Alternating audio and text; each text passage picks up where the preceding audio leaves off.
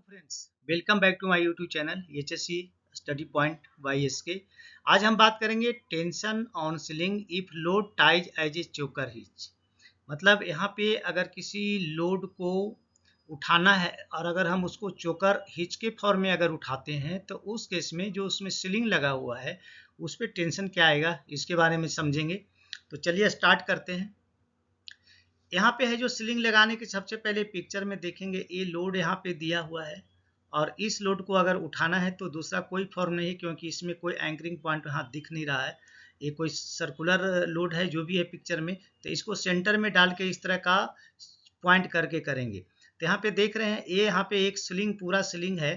तो इसमें से क्या कहा है, सीलिंग का एक जो आई है वो दूसरे आई यहाँ पे लोड पे रैप करके दूसरे आई से क्रॉस करते हुए, पासिंग करते हुए अगर हम इसको हुक के अंदर फंसाते हैं तो ये अरेंजमेंट को हम लोग चोकर हिच के नाम से जानते हैं। यानी वही लिखा हुआ है यहाँ पे, the practice of wrapping a sling around an object and passing one eye of the sling through the other eye then to the hook, that is choker hitch. ये चोकर हिच के फॉर्म में आएगा, ठीक है।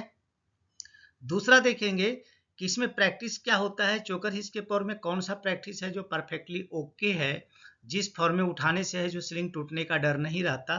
तो this practice is perfectly safe when done properly with angle greater than 120। यानी यहाँ पे अगर हम एंगल यहाँ पे जो एंगल बनेगा, अगर वो 120 से ज़्यादा अगर एंगल बनता है तो परफेक्टली ओके है। तो हम जो इस एंगल को हम यहाँ पे इस पिक्चर के माध्यम से देखने की कोशिश करते हैं।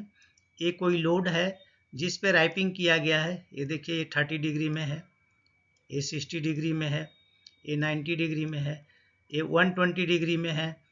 तो 120 डिग्री तक भी अभी तक स्टेट इस फॉर्म में नहीं आया है। इसका मतलब मोर देन 120 इज ओके।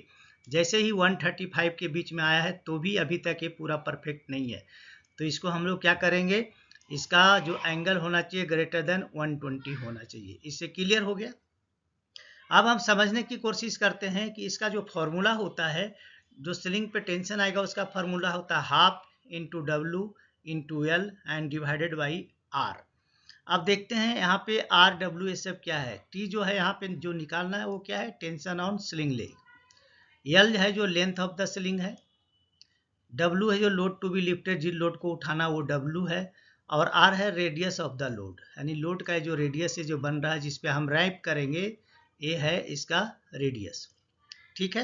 अब यहाँ पे हम फार्मूला एक लेते हैं, इसको कैलकुलेट करके देखते हैं कि इसका कैलकुलेशन किस तरह से आता है। तो एग्जांपल लेते हैं। यहाँ पे वेट हमने ले लिया 2 टन, सीलिंग की लेंथ है जो 675 mm है, इसका जो रेडियस है जो कि रैपिंग होगा लोड पे वो 300 mm है। तो यहाँ पे फार्मूला हमारा T इज इक्वल टू क्या होता है, T equal to half into W into L and divided by R, ठीक है।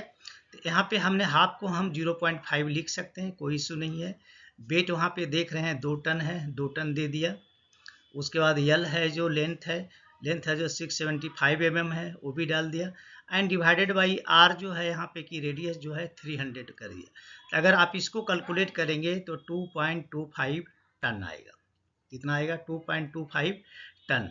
तो ये फार्मूला बहुत ही इजी है, इसमें कोई हार्ड फास्ट फार्मूला है नहीं जो आप समझ नहीं पाओगे। एक बार पॉज करके अगर आप देखेंगे, एक बार में अगर नहीं समझते हैं तो दूसरे बार में अवश्य समझ जाएंगे। तो चलिए दोस्तों, यहाँ पे मैं आपसे रिक्वेस्ट करूँगा, अगर आप हमारे चैनल पे नए हैं तो प्लीज़ चैनल को सब्सक्राइब करें, दोस्तों में ज़रूर शेयर करें और बेल आइकन को ऑल पे सेट कर लें ताकि हमारे जितने भी वीडियो रिलीज हो उसका नोटिफिकेशन आपको टाइम से मिले।